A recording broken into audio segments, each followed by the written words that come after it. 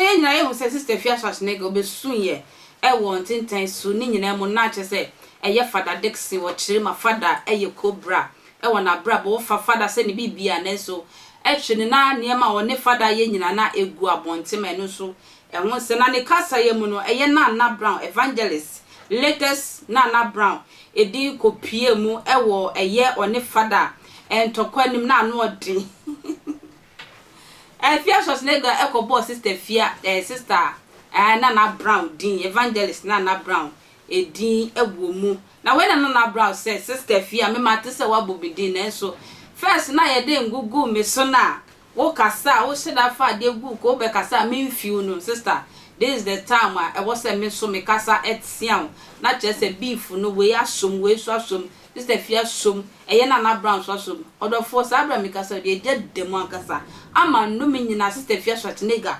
adome eye Naana Brown se Naana Brown wa fa afro kakra Afia de no me do so po egu ne ne ba na oda ne yem ni nyina se de bia so gira kitchen dia so onu kokomu eye Naana Brown ne ba so wo chi anwo a eye Naana Brown ba na egu ne yem na e na wa chi omu nyina odo fo ntokwa no anu odin ma yenko omu mienu nyina ma yenko tie ntokwa no anase omonum nsem ne nchiremu emra sesia me it's na hanama kasama chemu nyina no mati me ne diamond appear I cannot because of what stupid Naana Brown came to say. I don't even care.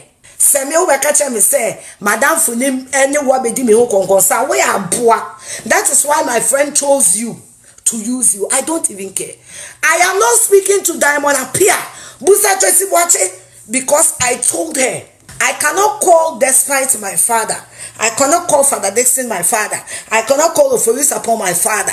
And then I'll be friends with you and you'll be attacking them. And I'm begging you to stop, and you wouldn't stop. That is the only reason why I'm in the time with I go to you. Make catch your money. It had nothing to do with the foolishness of Naana Brown. No, I don't give a fuck about it. Afia, what me sakra? Ya didn't go me so bed me men feel. Mamma Fabro nya ho nwe akoko na di nkwase ase me be over. One and never nyano. Wano pacha oba wano nya konompo wano nyina papai utu be jina say that useless Naana Brown stupid Naana Brown yes onu nti udi agba bebo audio atama na me bu Tracy me expose Tracy kache Diamond say one cancer me say me nye ne mo me nyere me ho udi agro say me sie gu anim ase no wo kache Diamond bo a me so me boa Diamond me frɛ me say Afia ni jiagin kwasia wo ho be na ye wo just me that useless stupid Naana Brown wonu nti na me nya onu nti na me imo yak na say on Diamond be ya ko say woni ne nya ko na me bo audio na ma won ni ye ko bi oye useless obi e bo din wo letter sabe wase na da ho wo nakedness wo ye ni passing obi Ghana na tetene atete ena nipa nya bi ka wo abu nipa te se wo ye ka nipa ka wo Afia Schwarzenegger ka wo ka wo na Naana Brown Jimmy fo no kwasea wo wachi Jimmy fo wo ho Afia wo wachi useless person wo ho oba to me bonni dem wo ho be na ye oba to me di usika koto be ma me ye be chill e me ye bo naked wa fe ne me won wa fe ni me ye odenim na be fa be ye wanim se ado be wanim se kukuo be gina ho be ya bayisem. How dare you, ungrateful person?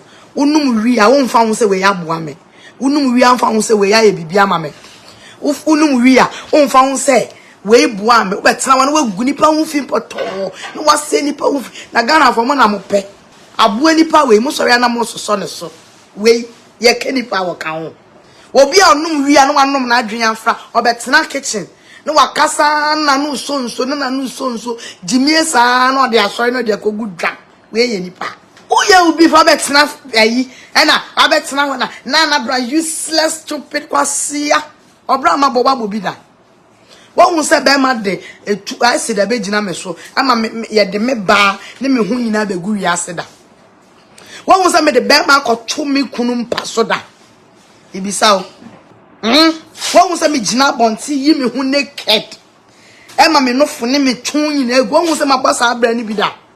Wa fe ne me. Won say me makoji loan e dia kwaya be ma ho ade da. How dare you? Oh bodam. Tanana bra useless. Unim useless. Unim me oba me timi kunu se me kawa. Ebo bra kita nkola responsible mother. What a useless me kita nkola me twa mo ka boso me. Me ni me ko ebie company twiaka. Me useless. Unim employment aye creative Ghana. Factory no cra. Unim ni pay go. Otuwe we artificial. O ba is a robot. Ujina ho a wo yam nyina ya artificial. Artificial book mu ni part say wo. Wa no ya artificial, uti artificial, ohwe artificial, wa nufu ya artificial, oto ya artificial. Utiwe wo ho ben na ye. Wo kura wa anya users. De nyame bo wo so wo mpe. Ahwede wakoye wo nipa bi ujina ho a wo ho ye metan no wo. Wo ho ye metan na fia as nigga. Wo kura ujina ho a wo se hey unchimi yanko bi no tumbe dina bante se woni krama yada tenne oso ne neko enna ekranda and I'm celebrity na me celebrity my fault wo then e ma wo feel say wo oba ro hu ne wa akoso ekuma na beta ho no and am wa celebrity then I will check Ghana youth say Ghana youth no obi mfa ne sika wan be ma no onkofa be ma meto ne matrimonial bed so and no and as obe roll to naked ma wunya 1 million views just a day no and no na ama why celebrity this country dankasa we are not serious and talk away why ne be wini Afia no odi na so nye hey why ne be wini me so do comment be ba attention TV e be ka ma e kwentwa na mbeso makra